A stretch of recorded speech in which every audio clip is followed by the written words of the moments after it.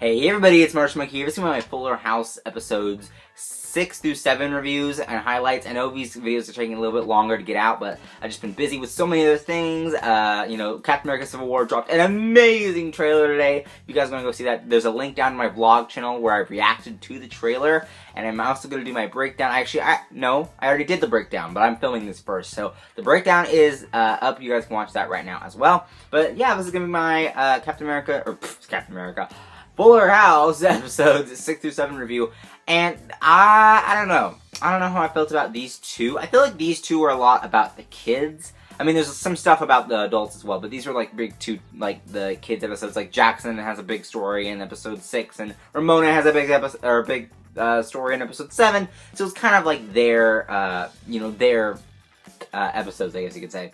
But yeah, we're gonna talk about this. So first up, episode 6. I really liked this episode. I thought it was really funny. I think that Kimmy Gibbler sold this episode with her, like, I'm all that and a bag of chips. Like, oh, loser, oh, snap. You know, I thought that was hilarious. Like, I think that Andrea Barber, if I'm correct, I always forget her last name for some odd reason. Like, I know it, but I always, like, boop, no, there it is. Yeah, I think that Andrea Barber is so good. Like, I think that she's so great as Kimmy Gibbler. I don't know if she's done anything pre-Fuller House, like if she'd done anything after her Full House career, if she did anything else.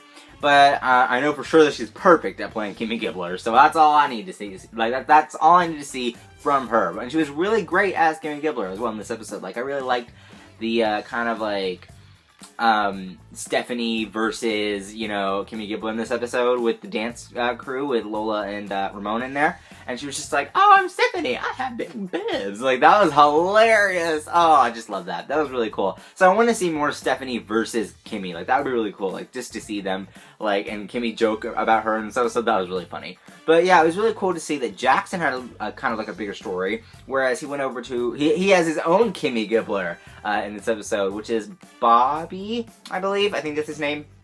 But in this episode, he's played by Isaac Presley, the Bobby kid. Yeah, I think that's his name. I don't remember for sure, but I'm pretty sure. But he is played by Isaac Presley. If you guys don't know who he is, he's an actor who started on Austin and Ally as a kind of like a small reoccurring role. He is on Stuck in the Middle now. He's actually he's a series regular on that show, and he's really good. He sings a little bit as well. There's a music video for him on YouTube that you guys can go check out. I actually watched it. It's pretty good. So I'd like to see him in this episode. I feel like he's going to get a lot of jobs, further down the line. But it was really cool to see him and Jackson kind of have this cool episode. Jackson kind of, like, rebelling against, his mom a little bit by disobeying order. Max is kind of caught in the middle of this kind of, this little Bobby thing that's going on right here. So I thought that was really cool to see, too. And then we got a lot bit more Matt in this episode. I really like that. Actually, Matt was paired up. They're trying to pair up Matt and Kimmy in the other episode, episode 7, which we're going to talk about in a second. But it was really cool to see that, we got a lot of Jackson. The tracker with the dog, that was really funny, too. But then Jackson ends up sneaking off to the fight. I can't remember, the Mexican wrestling fight, and Max was there in his like little costume, and he was like, for the costume contest. The bat that Max had was different from the other bat, so the bat was given to the actual wrestler. Jackson goes into the ring, heads in there, gets in danger, then it's all up to DJ to rescue him, be like, fools, you ain't gonna touch my kid, ends up doing some craziness, and I was like, wow, that's, like, she did like a perfect, like, Catwoman fight sequence there, or like Harley Quinn or Wonder Woman, what are you gonna say? She did a perfect DC hero fight scene craziness. She's Black Widow. DJ is the Black Widow of Fuller House. So she basically took down these chickens. She even got like offered to be in the Mexican Wrestling League or whatever. That's kind of top notch. Even though she said it doesn't pay as much as it seems that they get paid. So I thought that was really interesting too. But it was really cool to see that. I like this episode. I think that, like I said, Kimmy Gibbler was just a huge highlight in that one. But, it was a really fun episode. Now, let's talk about episode 7, because it starts an arc that I do not like. I liked it in the beginning, but it just kind of drags on, and it feels, and this is kind of getting into back half territory. So we're kind of like leaving the first half, going into the back half, so let's get started. So, episode 7 is one about Ramona's birthday. She's having her 13th birthday. And she has her 13th birthday, and it does not go very well. The power goes out, the ice cream cake melts, it's craziness. But overall, we also got some stuff with Matt, and how Matt, they were trying to pair, I guess Steve was trying to pair up Matt with Kimmy. Because Kimmy technically is not with Fernando. I mean, they're still together until the divorce papers get signed. Spoiler alert, it will be later on in the season. But it was cool to see that they wanted to pair up Kimmy and Matt in the first place. Obviously, DJ and Matt make more sense, but Kimmy ends up having this, like, choking fest in the episode, and, you know, he saves her from that. Or I guess, wait, was it him?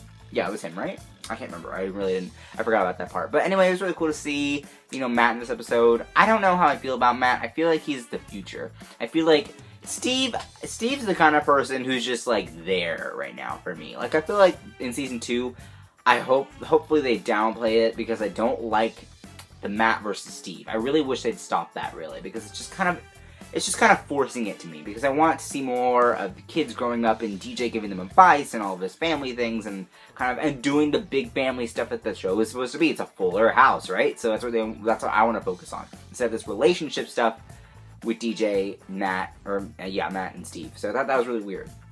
But Ramona's birthday ends up being a total disaster. We even got a little bit of Jackson and Lola. Spoiler alert again, they do kind of end up together at the end of the season, but I was glad to see that they're kind of developing Jackson with that, so I thought that was really cool. So we're probably going to see more of Jackson and Lola in Season 2, but I hope so, because, you know, that gives Jackson something to do, because he really didn't have too much to do in this episode except for Lola. So I thought that was really interesting. But we also get Fernando and Kimmy. And this is an arc that I'm actually upset about, because I think that the back half of the season focuses too much on Kimmy's relationship with Fernando. So Max ends up seeing them... Hold on, I had to focus on that real quick, the TV. But Max sees Fernando and Kimmy kissing, and it was funny. Like, Max's reaction was hilarious. I love the Elias, I think is his name. I love Elias as his character. He's really cool. Kind of like Michelle, but, like, not really, because Tommy's supposed to be the new Michelle, but I don't really buy that. But anyway, it was really cool to see that they did that, and I like it. I like that, I like that Max was kind of involved with that. He even sees him later on in the season doing that, too. But I don't like the arc. I think the arc itself with Kimmy and Fernando's relationship was interesting, and it gave a lot of funny moments, but it was just like, I don't know. It felt like it was too forced. It felt like it was put in there too long, and I feel like when Season 2 comes along, that they should not do as much as that, because it just kind of downplays everything else. It kind of overshadows, that's what I'm trying to say. It overshadows everything else, I think. And that's kind of what we're not focusing on. It's DJ's show. Or to me, it's DJ's show. I mean, they're helping DJ raise these kids, right? So I think that that's what we need to focus on, not Fernando. So I hope that they take Fernando out in Season 2. Actually, yeah, just completely cut it out. Completely cut the whole thing out and have Fernando travel, you know? So I think that that's what they should do. Overall, these episodes were okay. They weren't the best episodes of the season, but they were pretty cool. So what did you guys think? Comment down below, and you can also vote which episode you like better, episode 6 or episode 7. Did I say 7? I meant to say 7, but you can vote up there, and the link's up there, along with some other videos that you guys can go watch. Don't forget to watch the Captain America Civil War trailer. It was fantastic. You can see my reaction down below in the links below with my Twitter, Instagram, Vine, and vlog channel, and Sims channel. Other than that, like this video, don't forget to subscribe, and I'll see you guys later. Bye-bye.